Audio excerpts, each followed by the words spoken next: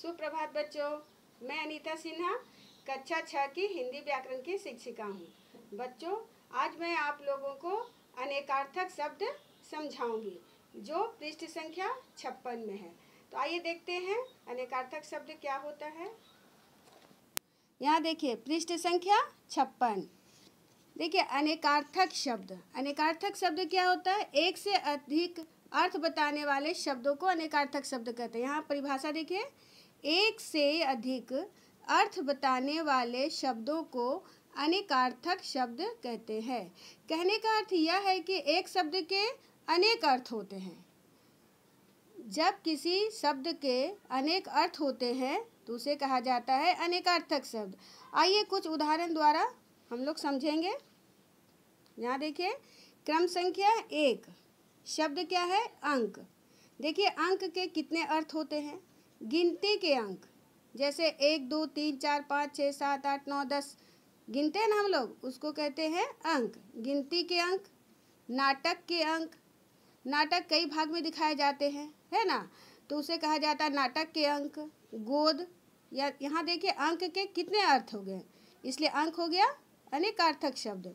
अक्षर, अक्षर का अर्थ वर्ण होता है, अक्षर का अर्थ सत्य होता है, जल होता है, शिव होता है, गगन होता है। तो यहाँ पर देखिए अक्षर के अनेक अर्थ हैं, इसलिए अक्षर हो गया अनेकार्थक शब्द।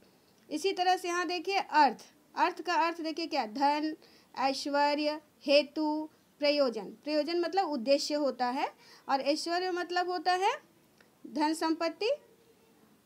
अली, अली का देखिए क्या क्या अर्थ होते हैं?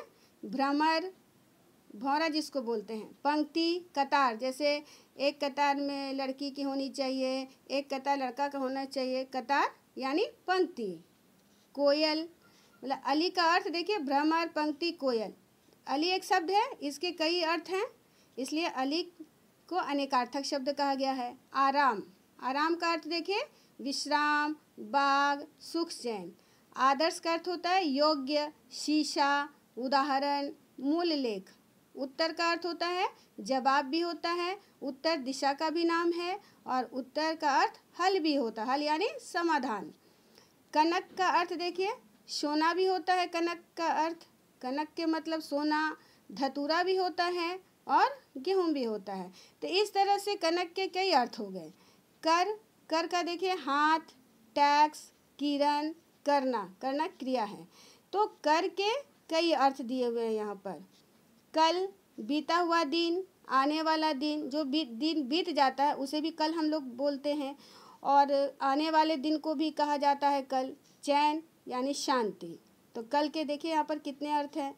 काल, काल का अर्थ समय, समय भी होता है, मृत्यु भी होता है, और यमराज भी होता है। जैसे हम लोग बोलते हैं ना, अगर कोई किसी व्यक्ति की मृत्यु हो जाती तो क्या बोलते हैं कि काल आ गया था, है ना।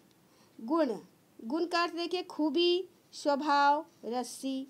घन, घन का अर्थ देखिए बादल भी होता है, घन मतलब घना भी होता है, घन मतलब घटा भी होता है, और घन मतलब हथौड़ा भी होता है।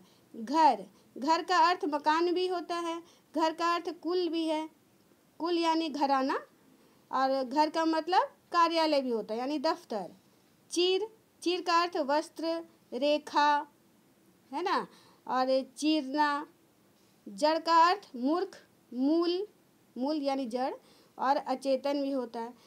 तो बच्चों आपने क्या देखा कि यहाँ पर इतने सारे शब्द दिए हुए हैं, और सभी शब्द के अनेक अर्थ हैं, इसलिए इन्हें कहा गया अनेकार्थक शब्द।